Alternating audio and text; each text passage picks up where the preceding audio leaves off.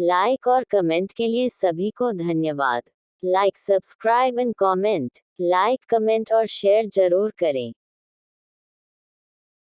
उत्तर सीमा प्रांत में एक छोटी सी नदी के किनारे पहाड़ियों से घिरे हुए उस छोटे से गांव पर संध्या अपनी धुंधली चादर डाल चुकी थी।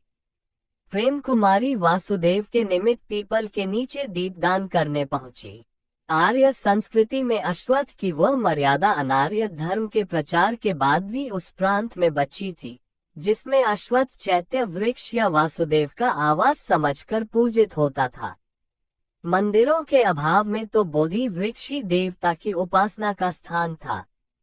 उसी के पास लेखाराम की बहुत पुरानी परचून की दुकान और उसी से सटा हुआ छोटा सा घर था। बूढ़ा लेखाराम एक दिन जब रामा राम जय जय रामा कहता हुआ इस संसार से चला गया, तब से वह दुकान बंद थी। उसका पुत्र नंदराम सरदार संत सिंह के साथ घोड़ों के व्यापार के लिए यारकंद गया था। अभी उसके आने में विलंब था। गांव में 10 घरों की बस्ती थी, जिसमें 2-4 खत्रियों के और एक घर पंडित लेखाराम में सका था। वहां के पठान भी शांतिपूर्ण व्यवसाय थे, इसीलिए वजीरियों के आक्रमण से वह गांव सदा सशनक रहता था। गुल मोहम्मद खां 70 वर्ष का बूढ़ा उस गांव का मुखिया प्रायः अपनी चारपाई पर अपनी चौपाल में पड़ा हुआ काले नीले पत्थरों की चिकनी मणियों की माला अपनी लंबी लंबी उंगलियों में फिराता हुआ दिखाई देता। कुछ लोग अपने अपने ऊंट लेकर वनिज व्यापार के लिए पास की मंडियों में गए थे। लड़के बंदूकें लिए पहाड़ियों के भीतर शिकार के लिए चले गए थे। प्रेम कुमारी दीपदान और खीर की थाली वासुदेव को चढ़ाकर अभी नमस्कार कर रही थी कि नदी के उतार में अपनी पतली दुबली काया में लखड़ाता हुआ एक थका हुआ मनुष्य उसी पीपल के पास आकर बैठ गया। उसने आश्चर्य से प्रेम कुमारी को देखा। उसके मुंह से निकल पड़ा, काफिर। बंदूक कंधे पर रखे और हाथ में एक मरा हुआ पक्षी लटकाए वह दौड़ता चला आ रहा था। पत्थरों की नुकीली चट्टानें उसके पैर को छूती ही न थीं। मुंह से सीटी बज रही थी। वह था गुल मोहम्मद का 16 बरस का लड़का अमीर खां। उसने आते ही कहा, प्रेम कुमारी, तू थाली उठाकर भागी क्यों जा रही है? मुझे तो आज खीर खिलाने के तूने कह रखा था। हाँ भाई अमीर, मैं अभी और ठहरती, पर क्या करूं, ये देख न कौन आ गया है, इसीलिए मैं घर जा रही थी। अमीर ने आगंतुक को देखा। उसे न जाने क्यों क्रोध आ गया। उसने कड़े स्वर से पूछा, तू कौन है? एक मुसलमान, उत्तर मिला। अमीर ने उसकी ओर से मुंह फिराकर कहा, मालूम होता है कि तू भी भूखा है। चल, तुझे बाबा से कहकर कुछ खाने को दिलवा दूंगा। हाँ, इस खीर में से तो तुझे नहीं मिल सकता। चल ना वहीं जहां आग जलती दिखाई दे रही है। फिर उसने प्रेम कुमारी से कहा, तू मुझे क्यों नहीं देती? वह सब आ जाएंगे, तब तेरी खीर मुझे थोड़ी ही सी मिलेगी। सीटियों के शब्द से वायुमंडल गूंजने लगा था। नटखट अमीर का हृदय चंचल हो उठा। उसने ठुनक कर कहा, तू मेरे हाथ पर ही देती जा और मैं खाता जाऊं। प्रेम कुमारी हंस पड़ी। उसने खीर दी। अमीर ने उसे मुंह से लगाया ही था कि नवागुन तक मुसलमान चिल्ला उठा। अमीर ने उसकी ओर अब की बार बड़े क्रोध से देखा। शिकारी लड़के पास आ गए थे। वे सब के सब अमीर की तरह लंबी चौड़ी हड्डियों वाले, स्वस्थ, गोरे और स्फूर्ति से भरे हुए थे। अमीर खीर मुंह में डालते हुए न जाने क्या कह उठा और लड़के आगंतुक को घेर कर खड़े हो गए। उससे कुछ पूछने लगे। उधर अमीर ने अपना हाथ बढ़ाकर खीर मांगने का संकेत किया। प्रेम कुमारी हंसती जाती थी और उसे खीर देती जाती थी। तब भी अमीर उसे तरेरते हुए अपनी आंखों में और भी देने को कह रहा था। उसकी आंखों में से अनुनय, विनय, हठ, स्नेह सभी तो मांग रहे थे। फिर प्रेम कुमारी सबके लिए एक एक ग्रास क्यों न देती? नटखट अमीर एक आंख से लड़कों को, दूसरी आंख से प्रेम कुमारी को उलझाए हुए खीर गटकता जाता था। उधर वह नवागंतुक मुसलमान अपनी टूटी फूटी पश्तों में लड़के से, काफिर, का प्रसाद खाने की अमीर की धृष्टता का विरोध कर रहा था। वे आश्चर्य से उसकी बातें सुन रहे थे। एक ने चिल्लाकर कहा, अरे देखो, अमीर तो सब खीर खा गया। फिर सब लड़के घूमकर अब पेरम कुमारी को घेर कर खड़े हो गए। वह सबके उजले उजले हाथों पर खीर देने लगी। आगंतुक ने फिर चिल्लाकर कहा, क्या तुम सब मुसलमान हो? लड़कों ने एक स्वर से कहा, हाँ पठान। और उस काफिर की दी हुई, यह मेरी पड़ोसिन है, एक ने कहा। यह मेरी बहन है, दूसरे ने कहा। नंदराम बंदूक बहुत अच्छी चलाता है, तीसरे ने कहा। ये लोग कभी झूठ नहीं बोलते, चौथे ने कहा। हमारे गांव के लिए इन लोगों ने कई लड़ाइयां की है, पांचवे ने कहा। हम लोगों को घोड़े पर चढ़ाना नंदराम ने सिखलाया है, वह बहुत अच्छा सवार है, छठे ने कहा। और नंदराम ही तो हम लोगों को गुड़ खिलाता है, सातवें ने कहा। तुम चोर हो, ये कहकर लड़कों ने अपने अपने हाथ की खीर खा डाली और प्रेम कुमारी हंस पड़ी। संध्या उस पीपल की घनी छाया में पुंजीभूत हो रही थी। पक्षियों का कोलाहल शांत होने लगा था। प्रेम कुमारी ने सब लड़कों से घर चलने के लिए कहा। अमीर ने भी नवागंतुक से कहा, तुझे भूख लगी हो तो हम लोगों के साथ चल। किंतु वह तो अपने हृदय के विष से छटपटा रहा था, जिसके लिए वह हिजरत करके भारत से चला आया था। उस धर्म का मुसलमान देश में भी यह अपमान। वह उदास मुंह से उसी अंधकार में कट्टर दुर्दांत वजीरियों के गांवों की ओर चल पड़ा। 2. नंदराम पूरा 6.5 फुट का बलिष्ठ युवक था। उसके मस्तक में केसर का टीका न लगा रहे तो कुलाह और सलवार में वह 16 आने पठान ही जचता। छोटी छोटी भूरी मूंछें खड़ी रहती थीं। उसके हाथ में कोड़ा रहना आवश्यक था। उसके मुख पर संसार की प्रसन्न आकांक्षा हंसी बनकर खेला करती। प्रेम कुमारी उसके हृदय की प्रशांत नीलिमा में उज्ज्वल बृहस्पति ग्रह की तरह झलमलाया करती थी। आज वह बड़ी प्रसन्नता में अपने घर की ओर लौट रहा था। संत सिंह के घोड़े अच्छे दामों में बिके थे। उसे पुरस्कार भी अच्छा मिला था। वह स्वयं अच्छा घुड़सवार था। उसने अपना घोड़ा भी अधिक मूल्य पाकर बेच दिया था। रुपये पास में थे। वह एक ऊंचे ऊंट पर बैठा हुआ चला आ रहा था। उसके साथी लोग बीच की मंडी में रुक गए थे, किंतु काम हो जाने पर उसे तो प्रेम कुमारी को देखने की धुन सवार थी। ऊपर सूर्य की किरणें झलमल रही थीं। बीहड़ पहाड़ी पथ था। कोसों तक कोई गांव नहीं था। उस निर्जनता में वह प्रसन्न होकर गाता आ रहा था। वह पथिक कैसे रुकेगा, जिसके घर के किवाड़ खुले हैं और जिसकी प्रेममयी युवती स्त्री अपनी काली आंखों से पति की प्रतीक्षा कर रही है। बादल बरसते हैं, बरसने दो। आंधी उसके पथ में बाधा डालती है, वह उड़ जाएगी। धूप पसीना बहाकर उसे शीतल कर लेगा, वह तो घर की ओर आ रहा है। उन कोमल भुज लताओं का स्निग्ध आलिंगन और निर्मल दुलार प्यासे को निर्झर और बर्फीली रातों की गर्मी है। पथिक, तू चल चल, देख, तेरी प्रियतमा की सहज नशीली आंखें तेरी प्रतीक्षा में जागती हुई अधिक लाल हो गई हैं। उनमें आंसू की बूंद न आने पावे। पहाड़ी प्रांत को कंपित करता हुआ बंदूक का शब्द प्रतिध्वनित हुआ। नंदराम का सिर घूम पड़ा। गोली सर्रा से कान के पास से निकल गई। एक बार उसके मुंह से निकल पड़ा, वजी। वह झुक गया। गोलियां चल चुकी थीं, सब खाली गईं। नंदराम ने सिर उठाकर देखा। पश्चिम की पहाड़ी में झाड़ों के भीतर 2-3 सिर दिखाई पड़े। बंदूक साध कर उसने गोली चला दी। दोनों तरफ से गोलियां चली।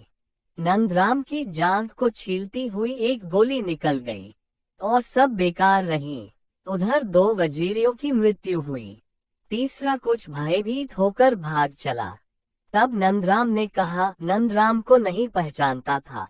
ले, तू भी कुछ लेता जा। उस वजीरी के भी पैर में गोली लगी। वह बैठ गया और नंदराम अपने ऊंट पर घर की ओर चला। सलीम नंदराम के गांव से धर्मोन्माद के नशे में चूर इन्हीं सहधर्मियों में आकर मिल गया था। उसके भाग्य से नंदराम की गोली उसे नहीं लगी। वह झाड़ियों में छिप गया था। घायल वजीर ने उससे कहा, तू परदेशी भूखा बनकर इसके साथ जाकर घर देखा। इसी नाले से उतर जा, वह तुझे आगे मिल जाएगा। सलीम उधर ही चला। नंदराम अब निश्चिंत होकर धीरे धीरे घर की ओर बढ़ रहा था। सहसा उसे कराहने का शब्द सुन पड़ा। उसने ऊंट रोककर सलीम से पूछा, क्या है भाई, तू कौन है? सलीम ने कहा, भूखा परदेशी हूँ, चल भी नहीं सकता, एक रोटी और 2 घूंट पानी। नंदराम ने ऊंट बैठाकर उसे अच्छी तरह देखते हुए फिर पूछा, तुम यहाँ कैसे आ गए? मैं हिंदुस्तान से हिजरत करके चला आया हूँ। आहो भले आदमी, ऐसी बातों से भी कोई अपना घर छोड़ देता है। अच्छा आओ, मेरे ऊंट पर बैठ जाओ। सलीम बैठ गया। दिन ढलने लगा था। नंदराम के ऊंट के गले के बड़े बड़े घुंघरू उस निस्तब्ध शांति में सजीवता उत्पन्न करते हुए बज रहे थे। उल्लास से भरा हुआ नंदराम उसी की ताल पर कुछ गुनगुनाता जा रहा था। उधर सलीम कुकर मन ही मन भुन भुनाता जा रहा था, परंतु ऊंट चुपचाप अपना पथ अतिक्रमण कर रहा था। धीरे धीरे बने वाले अंधकार में वह अपनी गति से चल रहा था। सलीम सोचता था, न हुआ पास में एक छुरा, नहीं तो यही अपने साथियों का बदला चुका लेता।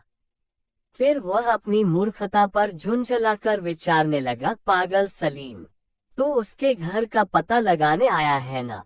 इसी उधेड़बुन में कभी वह अपने को पक्का धार्मिक, कभी सत्य में विश्वास करने वाला, कभी शरण देने वाले सहधर्मियों का पक्षपाती बन रहा था। सहसा ऊंट रुका और घर का किवाड़ खुल पड़ा। भीतर से जलते हुए दीपक के प्रकाश के साथ एक सुंदर मुख दिखाई पड़ा।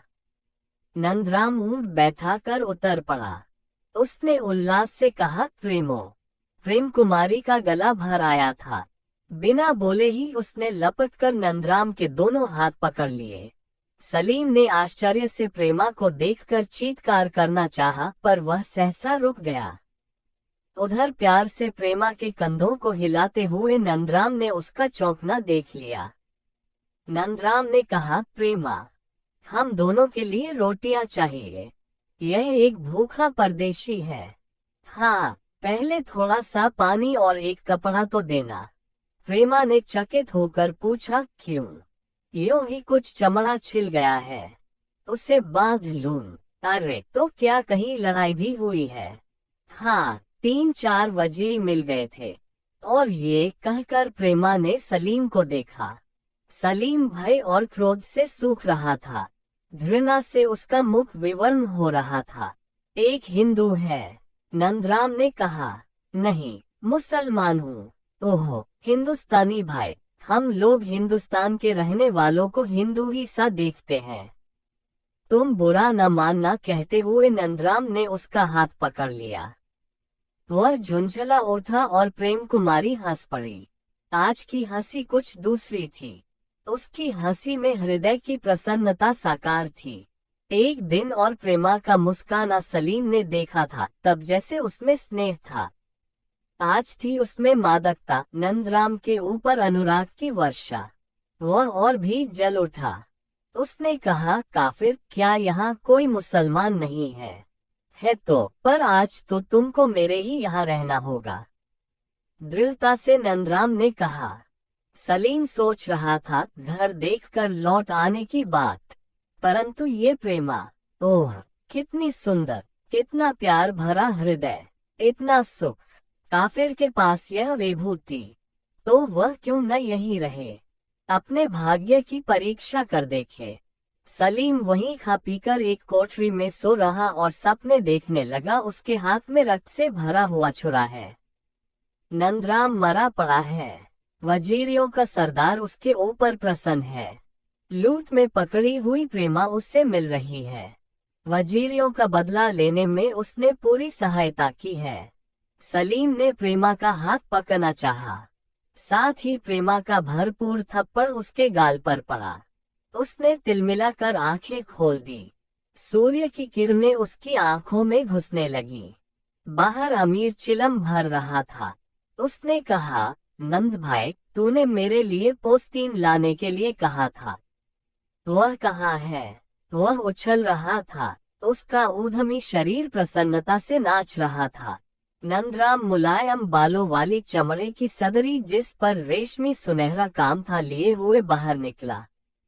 अमीर को पहनाकर उसके गालों पर चपत जड़ते हुए कहा, नटखट, ले तू अभी छोटा ही रहा। मैंने तो समझा था कि 3 महीनों में तू बहुत बढ़ गया होगा। वह पोस्तीन पहनकर उछलता हुआ प्रेमा के पास चला गया। उसका नाचना देखकर वह खिलखिला पड़ी। गुल मोहम्मद भी आ गया था। उसने पूछा, नंदराम, तू अच्छी तरह रहा? हाँ जी। यहीं आते हुए कुछ वजीरियों से सामना हो गया। 2 को तो ठिकाने लगा दिया। थोड़ी सी चोट मेरे पैर में भी आ गई। वजी कहकर बूढ़ा एक बार चिंता में पड़ गया। तब तक नंदराम ने उसके सामने रुपये की थैली उलट दी। बूढ़ा अपने घोड़े का दाम सहेजने लगा। प्रेमा ने कहा, बाबा, तुमने कुछ और भी कहा था। वह तो नहीं आया। बूढ़ा त्योरी बदलकर नंदराम को देखने लगा। नंदराम ने कहा, मुझे घर में अस्तबल के लिए एक दालान बनाना है, इसलिए बालियां नहीं ला सका। नहीं नंदराम, तुझको पेशावर फिर से जाना होगा। प्रेमा के लिए बालियां बनवा ला। तू अपनी बात रखता है। अच्छा चाचा, अब की बार जाऊंगा तो ले ही आऊंगा। हिजरती सलीम आश्चर्य से उनकी बातें सुन रहा था। सलीम जैसे पागल होने लगा था। मनुष्यता का एक पक्ष वह भी है जहां वर्ण, धर्म और देश को भूलकर मनुष्य मनुष्य के लिए प्यार करता है। उसके भीतर की कोमल भावना, शायरों की प्रेम कल्पना चुटकी लेने लगी।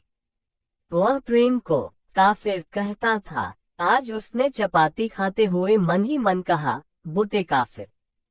3 सलीम घुमक फिरी जीवन की लालसाओं से संतप्त, व्यक्तिगत आवश्यकताओं से असंतुष्ट युक्त प्रांत का मुसलमान था। कुछ न कुछ करते रहने का उसका स्वभाव था। जब वह चारों ओर से असफल हो रहा था, तभी तुर्की की सहानुभूति में हिजरत का आंदोलन खड़ा हुआ था। सलीम भी उसी में जुट पड़ा। मुसलमानी देशों का आतिथ्य कड़वा होने का अनुभव उसे अफगानिस्तान में हुआ। वह भटकता हुआ नंदराम के घर पहुंचा था। मुस्लिम उत्कर्ष का उबाल जब ठंडा हो चला, तब उसके मन में एक स्वार्थपूर्ण कोमल कल्पना का उदय हुआ। वह सूफी कवियों सा सौंदर्योपासक बन गया। नंदराम के घर का काम करता हुआ वह जीवन बिताने लगा। उसमें भी बुते काफिर को उसने अपनी संसार यात्रा का चरम लक्ष्य बना लिया। प्रेमा उससे साधारणत, हंसती बोलती और काम के लिए कहती। सलीम उसके लिए खिलौना था। 2 मन 2 विरुद्ध दिशाओं में चलकर भी नियति से बाध्य थे एकत्र रहने के लिए। अमीर ने एक दिन नंदराम से कहा, उस पाजी सलीम को अपने यहाँ से भगा दो, क्योंकि उसके ऊपर संदेह करने का पूरा कारण है। नंदराम ने हंसकर कहा, भाई अमीर, वह परदेश में बिना सहारे आया है, उसके ऊपर सबको दया करनी चाहिए। अमीर के निष्कपट हृदय में यह बात न जची। वह रूठ गया। तब भी नंदराम ने सलीम को अपने यहाँ रहने दिया। सलीम अब कभी कभी दूर दूर घूमने के लिए भी चला जाता। उसके हृदय में सौंदर्य के कारण जो स्निग्धता आ गई थी, वह लालसा में परिणत होने लगी। प्रतिक्रिया आरंभ हुई। एक दिन उसे लंगड़ा वजी मिला। सलीम की उससे कुछ बातें हुई। वह फिर से कट्टर मुसलमान हो उठा। धर्म की प्रेरणा से नहीं, लालसा की ज्वाला से। वह रात बड़ी भयानक थी। कुछ बूंदें पड़ रही थीं। सलीम अभी सशंक होकर जाग रहा था। उसकी आंखें भविष्य का दृश्य देख रही थीं। घोड़ों के पद शब्द धीरे धीरे उस निर्जनता को भेद कर समीप आ रहे थे। सलीम ने किवाड़ खोलकर बाहर झांका। अंधेरी उसके कलुष सी फैल रही थी। वह ठठाकर हंस पड़ा। भीतर नंदराम और प्रेमा का स्नेहालाप बंद हो चुका था। दोनों तंद्रालस हो रहे थे। सहसा गोलियों की कड़कड़ाहट सुन पड़ी। सारे गांव में आतंक फैल गया। वजी, वजी, उन 10 घरों में जो भी कोई अस्त्र चला सकता था बाहर निकल पड़ा। 80 वजीरियों का दल चारों ओर से गांव को घेरे में करके भीषण गोलियों की बौछार कर रहा था। अमीर और नंदराम बगल में खड़े होकर गोली चला रहे थे। कारतूसों की परतल्ली उनके कंधों पर थी। नंदराम और अमीर दोनों के निशाने अचूक थे। अमीर ने देखा कि सलीम पागलों सा घर में घुसा जा रहा है। वह भी भरी गोली चलाकर उसके पीछे नंदराम के घर में घुसा। 20 वजीर मारे जा चुके थे।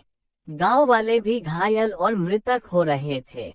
उधर नंदराम की मार से वजीरियों ने मोर्चा छोड़ दिया था। सब भागने की धुन में थे। सहसा घर में से चिल्लाहट सुनाई पड़ी। नंदराम भीतर चला गया। उसने देखा प्रेमा के बाल खुले हैं। उसके हाथ में रक्त से रंजित एक छुरा है। एक वजीर वहीं घायल पड़ा है और अमीर सलीम की छाती पर चढ़ा हुआ कमर से छुरा निकाल रहा है। नंदराम ने कहा, यह क्या है? अमीर, चुप रहो भाई, इस पाजी को पहले। ठहरो अमीर, ये हम लोगों का शरणागत है। कहते हुए नंदराम ने उसका छुरा छीन लिया, किंतु दुर्दांत युवक पठान कटकटा कर बोला, इस सुअ के हाथ। नहीं नंदराम, तुम हट जाओ, नहीं तो मैं तुमको भी गोली मार दूंगा। मेरी बहन पड़ोसिन का हाथ पकड़कर खींच रहा था। इसके हाथ। नंदराम आश्चर्य से देख रहा था। अमीर ने सलीम की कलाई ककड़ी की तरह तोड़ ही दी। सलीम चिल्लाकर मूर्छित हो गया। प्रेमा ने अमीर को पकड़कर खींच लिया। उसका रणचंडी वेश शिथिल हो गया था। सहज नारी सुलभ दया का आविर्भाव हो रहा था। नंदराम और अमीर बाहर आए। वजीर चले गए। योजक चिन्ह, योजक चिन्ह, योजक चिन्ह, योजक चिन्ह। एक दिन टूटे हाथ को सिर से लगाकर जब प्रेमा को सलाम करते हुए सलीम उस गांव से विदा हो रहा था, तब प्रेमा को न जाने क्यों उस अभागे पर ममता हो आई। उसने कहा, सलीम, तुम्हारे घर पर कोई और नहीं है तो वहां जाकर क्या करोगे? यहीं पड़े रहो। सलीम रो रहा था। वह अब भी हिंदुस्तान जाने के लिए इच्छुक नहीं था, परंतु अमीर ने कड़क कर कहा, प्रेमा, इसे जाने दे। इस गांव में ऐसे पाजियों का काम नहीं। सलीम पेशावर में बहुत दिनों तक भीख मांगकर खाता और जीता रहा। उसके बूते काफिर वाले गीत को लोग बड़े चाव से सुनते थे।